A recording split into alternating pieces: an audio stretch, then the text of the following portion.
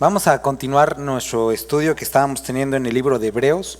Estas fechas decembrinas y de Año Nuevo hicimos una pausa para tener un estudio en el libro de Lucas. La semana pasada tuvimos un mensaje especial en el libro de Nehemías por lo del Año Nuevo. Pero hoy vamos a retomar nuestro estudio en Hebreos. Hoy vamos a estar en el capítulo 4. Vamos a orar. Padre, te rogamos que el día de hoy dirijas nuestros corazones, Dios. Ayúdanos a entender, ayúdanos a descansar en ti, Dios. En nombre de Dios Jesús, amén. Estaba hace un par de meses acordándome de un recuerdo, bastante personal, y desde chiquito era así medio raro. Y siempre por mucho tiempo me sacaba mucho de onda las cosas cuando se salían del control. Y me estaba acordando que cuando tenía alrededor de 10 años, fuimos a la Ciudad de México y veníamos de regreso, ya era tarde, ya era noche, y mi hermana, como siempre, bien alocada, que tenía hambre o algo así. Y entonces mis papás siempre se pierden, siempre se quieren creer de la Ciudad de México, pero pues ya tienen años que ya no viven allá y según ellos siempre saben rutas nuevas. Y mi hermana quería McDonald's, entonces nos salimos de la ruta que siempre usábamos para ir a buscar un McDonald's, y a mí eso me aterraba, me chocaba que se perdieran mis papás. Y me acuerdo que, no sé, a lo mejor es una tontería, pero yo me hice el dormido y cerré los ojos para no ver que nos salíamos de la ruta. Y me volví, según yo, a despertar hasta que volvimos a entrar a la ruta que siempre usábamos, porque me aterraban los cambios cuando las cosas estaban fuera de control o fuera de lo que yo conocía. Y ahorita que cantábamos esta canción, para mí es especial esta canción porque después de varios años de cuando estuve enfermo y no salí de casa por bastantes meses, y la primera ocasión que salí, por decir de alguna forma, solo, fue cuando fue lo del sismo de Oaxaca y fuimos a Juchitán y nos fuimos en la madrugada. Esa fue la primera vez después de, creo que no meses, sino como un año de no salir ni siquiera, o sea, era venir a la iglesia, pero venir con mi esposa porque me sentía muy mal. Y esa vez salí y salimos de madrugada como creo que a las 11 de la noche y hasta el otro día fuimos manejando. Y justo cuando ya pasas Matatlán, me parece que empiezan todas las curvitas y la parte bonita de la sierra, esta canción iba escuchándola en casi el momento donde estaba, ya había amanecido, pero el sol estaba así despuntando sobre la sierra, con todos esos colores tan bonitos que tiene la sierra de Oaxaca y los cactus y todo eso. Y recordar que Dios es santo y que Él tiene el control sobre las cosas es hermoso. Y hoy vamos a hablar de esto. Vamos a Hebreos capítulo 4. No es nada más una historia para entretenerlos, sino que muchas veces tenemos esta loca idea del control. Muchas gracias, Fer. Y queremos tener control sobre nuestra salvación, sobre Dios, sobre cosas como esas. Pero es feo es terrible cuando tratamos de apropiarnos del proceso de santificación. Parte, claro, es responsabilidad del creyente, pero es una obra del Espíritu Santo en nuestra vida. Y esto es de lo que habla el capítulo 4, porque empieza desde el versículo 19 del capítulo 3. ¿Lo puede leer alguien, por favor? Entonces recuerden, para recordarnos lo que estuvimos viendo ya hace como un mes. Está describiendo al pueblo de Israel cuando sale de Egipto, entra al desierto, van a entrar a la tierra prometida. Y uno podría pensar que fue hubieron muchas cosas, rebeldía, que se quejaban por la comida, que por la carne, por el agua, que estaban cansados, que había mucho sol, quejas innumerables. Pero la razón esencial por la cual no pudieron entrar en el reposo, que para recordar, porque es muy importante, la tierra prometida no es una imagen, no es una sombra del cielo, sino es una descripción de esa vida fructífera del creyente cuando tiene al Espíritu Santo y camina con Dios. Porque no es el cielo, la tierra prometida que nosotros vemos en el libro de Josué, porque todo el libro de Josué tienen que irla conquistando y cuando llegamos al cielo ya no hay nada que conquistar. Entonces describe la vida intensa, fructífera, llena del Espíritu Santo del creyente. Ahora, ¿por qué ellos no pudieron entrar en ese reposo? Y aquí nos dicen en el último versículo del capítulo pasado, por causa de la incredulidad. Uno de mis primeros conflictos teológicos hace ya bastantes años, era adolescente, era este versículo que vamos a leer mucho más adelante, hoy no lo vamos a ver a profundidad, pero dice, mas el justo, ¿te lo sabes? Por la fe vivirá, y si retrocediere, no agradará a mi alma. Y yo me conflictaba mucho porque decía, tengo que ser alguien que tiene mucha fe, tengo que tener fe. Y entonces cuando yo sentía que no tenía fe, decía, es que eso no agrada a Dios. Y entonces ya no tengo fe. Y entonces buscaba yo en mi sistema de valores raros cristianos de hacer y tener estos actos, según yo, que demostraban fe para estar bien con Dios. Lo cual describe aquí en este capítulo que eso no es exactamente tener fe. Así no se ve tener fe.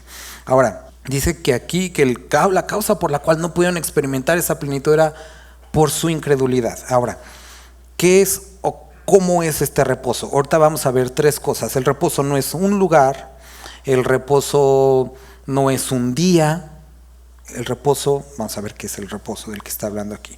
Dice versículo 1, temamos pues, no sea que permaneciendo aún la promesa de entrar en su reposo, algunos de vosotros parezca no haberlo alcanzado, porque también a nosotros se nos ha anunciado la buena nueva, como a ellos, pero no les aprovechó el oír la palabra por no ir acompañada de ¿qué?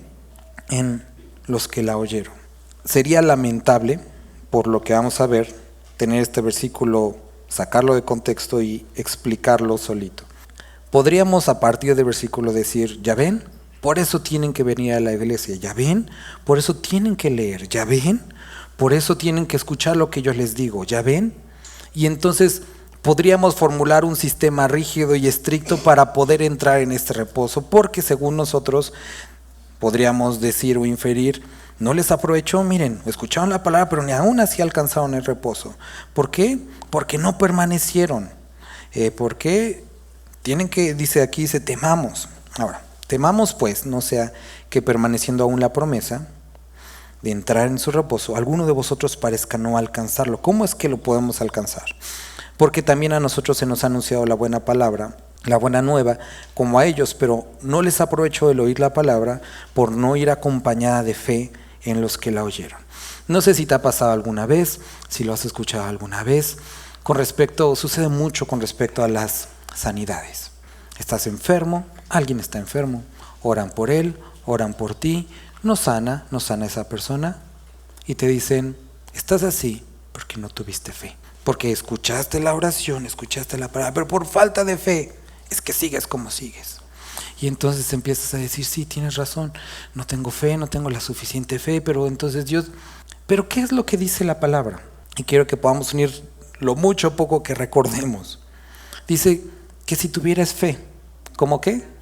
Ahora aquí el debate no es si el grano de mostaza es el más pequeño, ese no es el punto. Está describiendo algo muy pequeñito, simplemente algo muy pequeño, tan simple, tan pequeño como eso. Continúa el versículo. Podrías decir todo eso, ¿no? Lo que Dios está pidiendo de nosotros no es una gran medida de fe. No es la fe suficiente para mover una montaña, sino tan chiquita que podría incluso producir que sucediera eso. Manténlo ahí. Hemos hablado en otras ocasiones que hemos visto ejemplos de personas. Por ejemplo, los discípulos, aumentanos la fe. Hemos visto a hombres, por ejemplo, cuando leíamos el Antiguo Testamento, que estaba Eliseo, ya había muerto, sus huesos estaban en la tumba. Vienen unas personas con su muertito, lo avientan rápido y cae encima de los huesos de Eliseo porque venían unos bandidos y ese muerto resucita simplemente por tocar los huesos de Eliseo. No tuvo fe ni Eliseo, no tuvo fe el muerto porque estaba muerto, pero resucitó. Ni siquiera querían que lo sanara. Vemos en algunos casos de sanidad en los que descritos en la vida de Jesús, que Jesús ora por las personas, sanan, y ellos no esperaban el milagro. Vemos al cojo, vemos al paralítico, no todos tenían fe. Ahora, ¿estoy diciendo o estamos tratando de contradecir lo que dice aquí? No, vamos a volver a leer. Temamos pues, no sea que permaneciendo aún la promesa de entrar en su reposo, alguno de vosotros parezca no haberlo alcanzado, porque también a nosotros se nos ha anunciado la buena nueva, como a ellos, pero no les aprovechó el oír la palabra, por no ir acompañada de fe en los que la oyeron. ¿Recuerdas ese versículo que la fe viene por el oír la palabra de Dios? Ok, recuérdalo también. Pero los que hemos creído, entramos en el reposo, de la manera que dijo. Por tanto, juré en mi ira, no entrarán en mi reposo. Aunque las obras suyas estaban acabadas desde la fundación del mundo, porque en cierto lugar dijo así, del séptimo día, y reposó Dios de todas sus obras en el séptimo día. Y otra vez aquí no entrarán en mi reposo. Por lo tanto, puesto que falta que algunos entren en él, y aquellos a quienes primero se les anunció la buena nueva no entraron por causa de desobediencia, otra vez determina un día hoy, diciendo, después de tanto tiempo, por medio de David, como se dijo. Algunos dirán, ya estoy perdido. Está recordando qué es lo que sucedió con el día de reposo que Dios les había dado, que ellos guardaban el sábado. Ahora, hemos estado los días miércoles estudiando el libro de Éxodo y estuvimos como un mes estudiando los mandamientos, uno por cada miércoles. Y llegamos al mandamiento que tiene que ver guardar hasta el día de reposo. Y hablamos de la importancia y todo eso. Pero también hablábamos de esto y hoy lo quiero volver a recordar. Aquí nos está diciendo, hablando del reposo antes de desenmarañar lo que acaba de decir, empieza a describir dos cosas que ellos consideraban primero como reposo. Primero era un día y era el sábado. Ellos decían, mientras nosotros guardemos el sábado, vamos a tener reposo. Pero aquí el autor de Hebreos empieza a describir, oye, si tú quieres experimentar reposo y estás pensando que tiene que ver con guardar un día, déjame decirte que está equivocado, porque aquí dice, no entrará en mi reposo a pesar de que les había dado ya un día y a pesar de que día que dijo que era hoy, después dice que hay otro hoy. Entonces te dice, no es un día. ¿Por qué esto es relevante para nosotros que no guardamos el Sabbat? Porque muchas personas, muchos creyentes, muchas iglesias enseñan o tratan de enseñar que las personas estén bien mientras estén el domingo aquí. Y eso no es cierto. El que tú asistas un día no necesariamente te da reposo. ¿Cuántas veces has cumplido con un domingo y empiezan las cosas raras, difíciles, torturosas de la semana y dices, no, pero pues si fui el domingo, ¿qué onda? El domingo estuve ahí y no veo que usted funcionó. ¿O será porque no, creo que no fui hace 2 domingos, a lo mejor es por... Y empezamos a encontrar que a pesar de tener cierta asistencia, los conflictos siguen viniendo y a veces nos vemos identificados con el salmista cuando dice, alma mía, ¿por qué te abates? ¿Por qué estoy con este conflicto en mi corazón si yo fui? O muchas veces al contrario, suceden las cosas y sí, pues no fui el domingo, pues es obvio. O algunas personas que te dicen, ¿fuiste el domingo? No, pues por eso estás así. Cuando aquí está describiendo que el reposo del cual está hablando y va a presentar no tiene que ver con un día. Por así, bueno, a lo mejor no es domingo, es miércoles, seguro el miércoles sí pega. Tampoco es el miércoles. Viernes, como el Kiko, jueves, no es un día. No tiene que ver con un día. Y es simplemente lo que está tratando de escribir aquí. Después, versículo 7. Otra vez determina un día, hoy diciendo, después de tanto tiempo, por medio de David, como se dijo, si oyeres hoy su voz, no endurezcáis vuestros corazones. Entonces, vemos que tiene que ver algo con el corazón y seguimos tratando de encontrar y buscar a qué se refiere. Porque si Josué les hubiera dado de reposo, no hablaría después de otro día. Por tanto, queda un reposo para el pueblo de Dios. Porque el que ha entrado en su reposo, también ha reposado de sus obras como Dios de las suyas. Y después nos presenta otra idea de lo que ellos tenían que era el reposo. Y es un lugar. Él dice, si Josué les hubiera dado reposo a través de tener y poseer la tierra, no se hablaría en la palabra de otro reposo. Entonces vemos que no es ni un día, ni es un lugar. Es que si fueras a Calvary, no es un lugar. Es que si visitaras nuestra iglesia central que está ahí, no es un lugar. El reposo no lo puede ofrecer ni un día, ni un lugar en específico. Y también muchas veces decimos, ay, es que ando bien mal porque, pues es que en la otra iglesia no me enseñan, es que el reposo nunca fue diseñado para que fuera un lugar, ni fuera un día. Entonces ya llevamos dos cosas que no son, no es un lugar, ni es un día. Procuremos pues, versículo 11, entrar en aquel reposo, para que ninguno caiga en semejante ejemplo de voz de obediencia. Pero no nos has dicho cuál, porque la palabra de Dios es viva y eficaz, y más cortante que toda espada de dos filos, y penetra hasta partir el alma y el espíritu, las coyunturas y los tuétanos, y discierne los pensamientos y las intenciones del corazón. Y no hay cosa creada que no sea manifiesta en su presencia. Antes bien, todas las cosas están desnudas y abiertas a los ojos de aquel a quien tenemos que dar cuenta. Por tanto, teniendo un gran sumo sacerdote que traspasó los cielos, Jesús, el Hijo de Dios, retengamos nuestra profesión. Porque no tenemos un sumo sacerdote que no pueda compadecerse de nuestras debilidades, sino uno que fue tentado en todo según nuestra semejanza, pero sin pecado. Versículo 16, ¿lo puede leer alguien? Entonces, el reposo no es un día, el reposo no es un lugar, y el reposo tampoco es una persona, un hermano de nosotros. No es un pastor, no es un profeta, no es un apóstol, no es un siervo, no es como le quieras decir. El reposo, aquí dice, no tenemos un sumo sacerdote que no pueda compadecerse de nuestras debilidades, sino uno que fue tentado en todo según nuestra semejanza, sin pecado. Acerquémonos pues confiadamente al trono de gracia para alcanzar misericordia y hallar gracia para el oportuno socorro. Ahorita vamos a llegar al 5, pero quiero que podamos ver esto. Está Jesucristo, están dos personas siendo crucificadas junto a Él. Conocemos la historia. Al que cree le dice, de cierto te digo que estarás hoy conmigo ¿en dónde? Y unos minutos después él ora, Padre, en tus manos encomiendo mi espíritu. Los brazos del Padre son el paraíso. Y si estamos hablando de reposo, si estamos hablando de aquello que el ser humano, el creyente necesita, son los brazos del Padre. Es la presencia de Cristo en nosotros. Ahora, quiero que una vez que dijimos esto podamos leer nuevamente y espero que podamos entender lo siguiente. Primero dice, temamos pues, no sea que permaneciendo aún la promesa de entrar en su reposo, algunos de vosotros parezcan no haberla alcanzado. ¿Qué es lo que estaba sucediendo con los hebreos? Ellos habían salido de la esclavitud de la religiosidad, de la ley, y se les había compartido el evangelio. Ahora habían venido a Cristo, pero muchos de ellos se habían visto en la presión de regresar a prácticas antiguas, como un sistema de agradar más a Dios. Digo, te lo he dicho hasta el cansancio, yo soy hijo de pastor.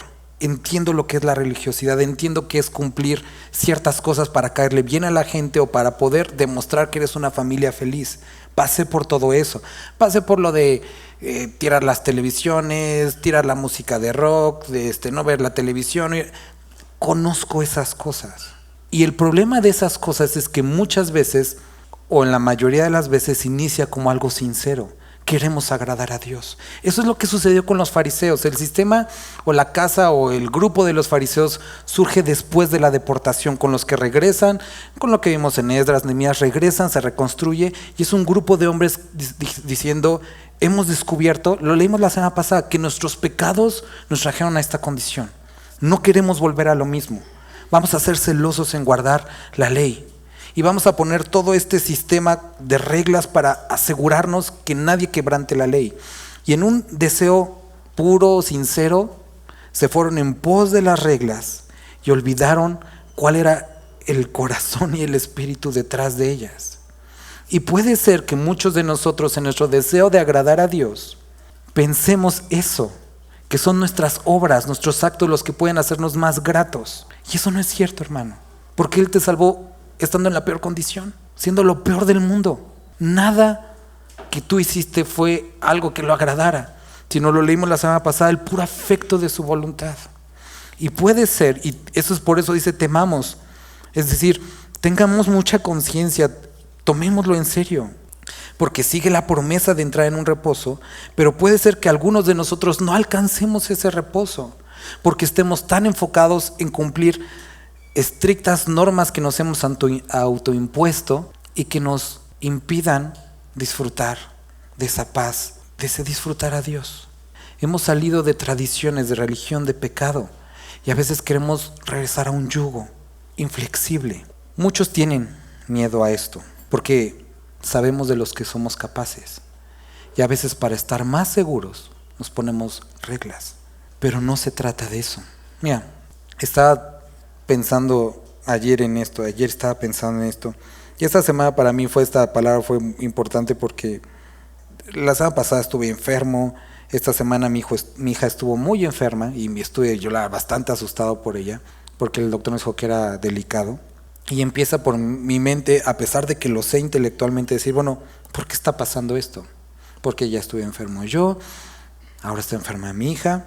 Y después ayer voy regresando y mi hijo se empieza a atragantar y no se le atoró como para no poder respirar, pero lo tenía atorado aquí un pedazo de manzana porque estaba así como agarrándose el bebecito y como que, chin, ¿ahora qué onda? ¿No? O sea, y entonces empiezas automáticamente, hay algo mal, hay algo que no estoy haciendo, como si esto fuera por mí, como si esto fuera que tengo que hacer algo más para equilibrar la balanza, con esta percepción griega de la deidad, ¿no? En la que algo tenemos que hacer para que Dios esté contento, algo tenemos que sacrificarle, vamos a echar algo al volcán y estamos en búsqueda de algún sacrificio valioso para Dios para que Él vuelva a sonreírnos. Pero las cosas no son así. No puedes hacer eso. No puedes buscar estos actos porque yo no sé si tú lo has dicho, pero yo muchas veces le decía a Dios, si quieres que se me pase la enfermedad a mí y que mis hijos estén bien, Dios, por favor, pásame a mí la enfermedad. Y Jesús me decía, yo morí por tus enfermedades. Tus dolencias fueron sobre mí en la cruz. ¿Qué sacrificio puedes hacer tú? Y entonces estamos en búsqueda y aquí eso es exactamente lo que está diciendo. Se nos anunció la buena nueva, como en ellos, pero no les aprovechó oír la palabra por no ir acompañada de fe en los que la oyeron. Entonces dice, conoces que es a través de lo que Él hizo, no de lo que tú puedes hacer, pero a veces estás buscando hacer cosas. Y después se te dice que es fe, ¿no? Y dices, bueno, ¿qué hago para demostrarle que sí tengo fe, para que esto funcione? Y vuelves al mismo punto, porque en tu deseo de tratar de demostrar fe, estás regresando a las obras. Entonces dices, bueno, entonces ¿cómo le hago? ¿Me quedo sin moverme? El punto, o a lo que quiere esto, es que no es un día, no es un lugar, es una persona. No es una persona física, sino es Cristo.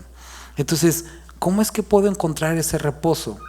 Caminando a través de la fe y haciendo a un lado las obras, sin ser irresponsable, pero tampoco siendo o tratando de ser el protagonista de mi justificación. Y es que esta fe se describe como poner nuestro corazón en alguien, no en hacer algo para ganar su corazón, sino nosotros poner nuestro corazón. Es una actitud de nuestro corazón, es un descanso, es un reconocimiento. Escuchamos la palabra, escuchamos la doctrina, tenemos el conocimiento intelectual.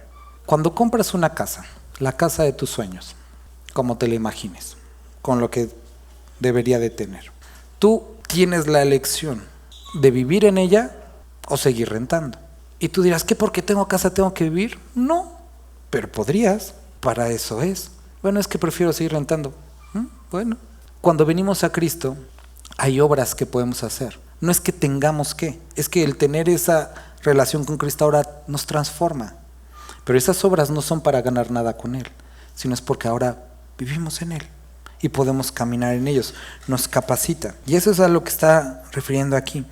Versículo 11. Procuremos pues entrar en aquel reposo, para que ninguno caiga en semejante ejemplo de desobediencia, como el pueblo de Dios. Entonces describe lo siguiente, que nosotros vemos en el Salmo 78, vemos también en los evangelios, cuando dice que Jesús se maravilló de su incredulidad, y también dice que en cierto lugar, se me fue el nombre, no hizo milagros por la incredulidad que había en ellos.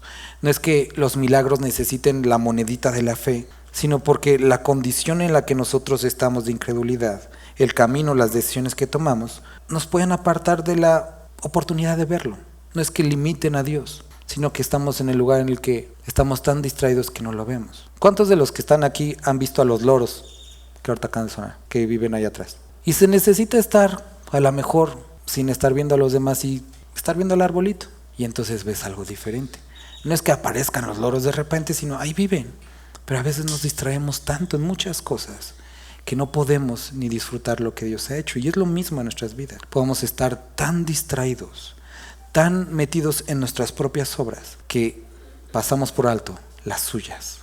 que son más grandes, más duraderas. Y es entonces cuando el versículo 12 y el 13 tienen su contexto, porque la palabra de Dios es viva y es eficaz, y es más cortante que toda espada de dos filos, y penetra hasta partir el alma, y el espíritu, las coyunturas, los tuétanos, y discierne los pensamientos, las intenciones del corazón. No es para mostrarte lo que no has hecho, sino para traer convencimiento de lo que Él ya ha hecho por ti.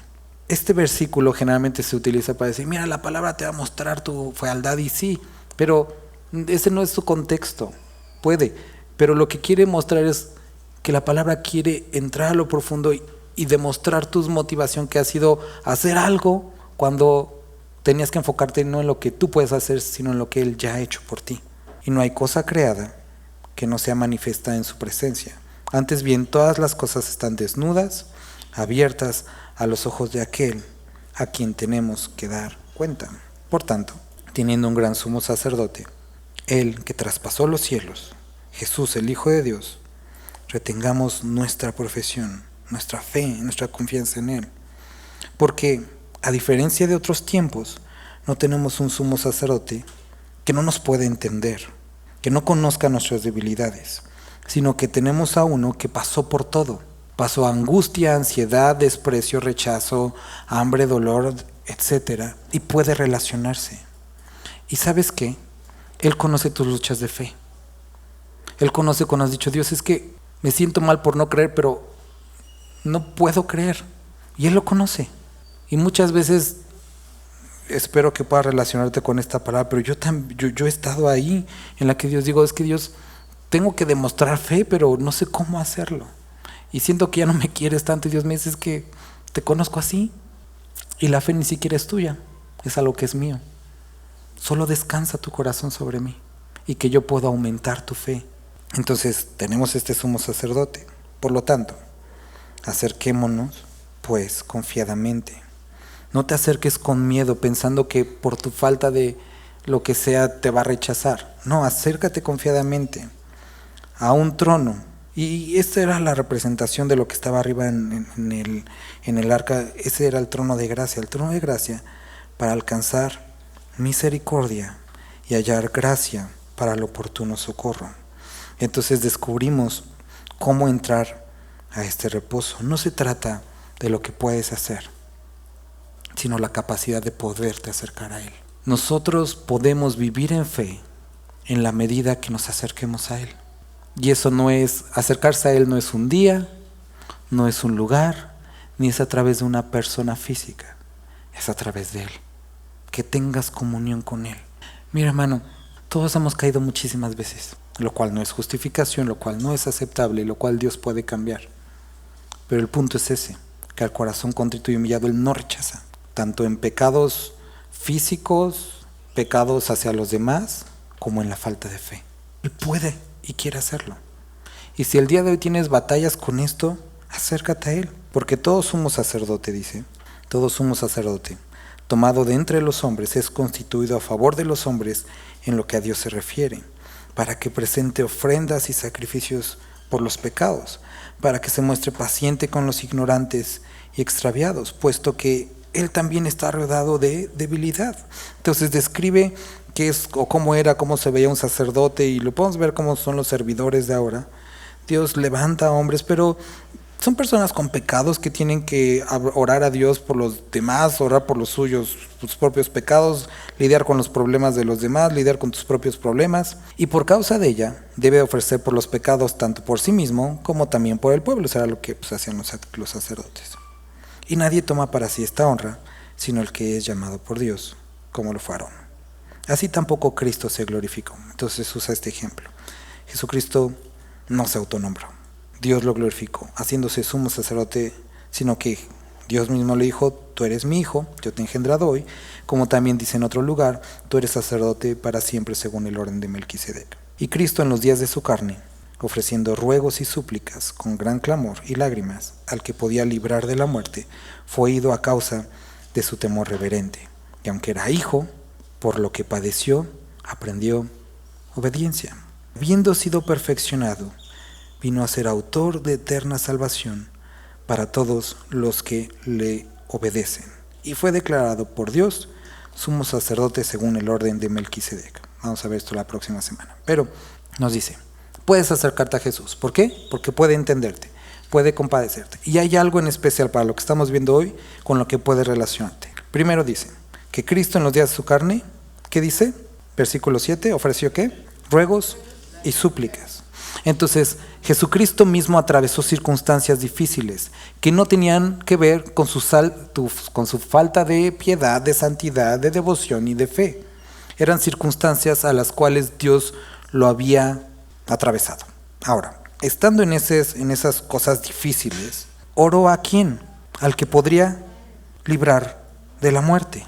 Entonces, tenía problemas, está en el huerto de Getsemaní, dice, Padre, si puede pasar de mí esta copa. Y entonces ora a quien realmente podía hacer que eso sucediera. También nos dice, fue oído. El que Dios no haya cambiado las cosas no quiere decir que no fue oído. Sí fue oído. ¿Por qué? A causa de su temor reverente. Y aunque era hijo, entonces el que Dios no haya contestado la oración como él la pidió, no le quitaba su condición de hijo, pero por lo que padeció, aprendió obediencia.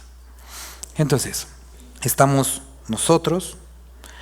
acercándonos a Dios, tenemos fe, pero eso no quiere decir que no tengas problemas, ni circunstancias difíciles. Y tú puedes orar, y eres escuchado porque lo dice la palabra.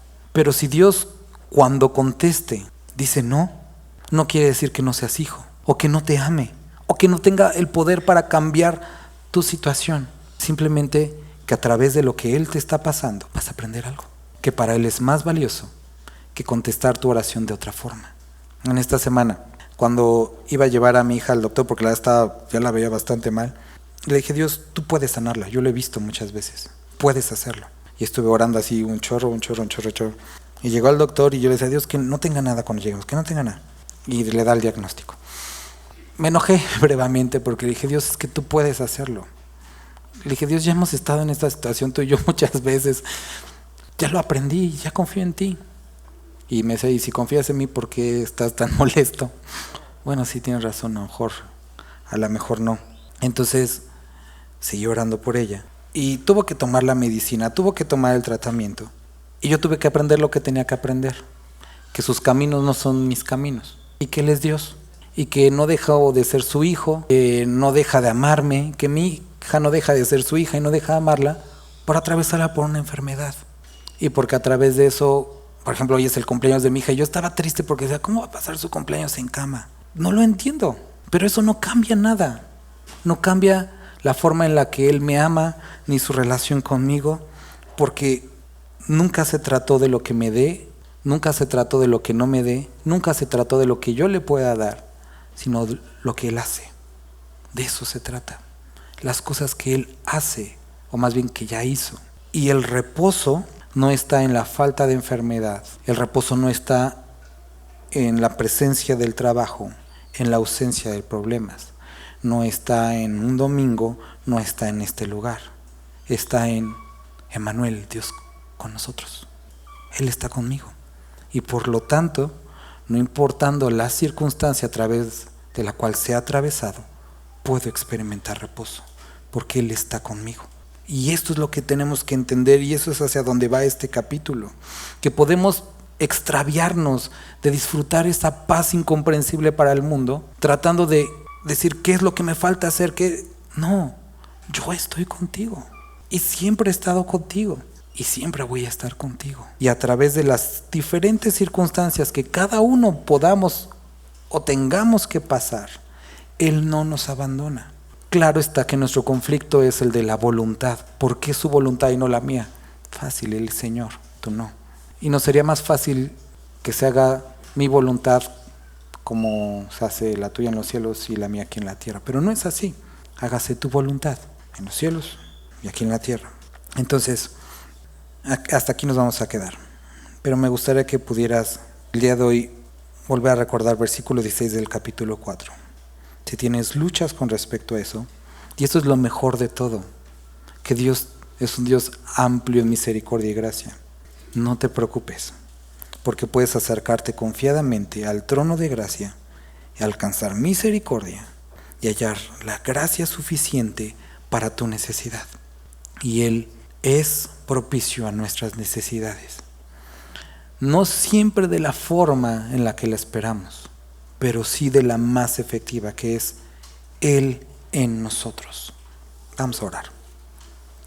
Padre, gracias te damos por este capítulo que pudimos leer. Te damos muchas gracias porque podemos estar confiados en que tú estás con nosotros. Gracias porque hoy pudimos disfrutar de este tiempo juntos y saber que tú hablas a nuestras necesidades. Dios, gracias. Te bendecimos. Amén.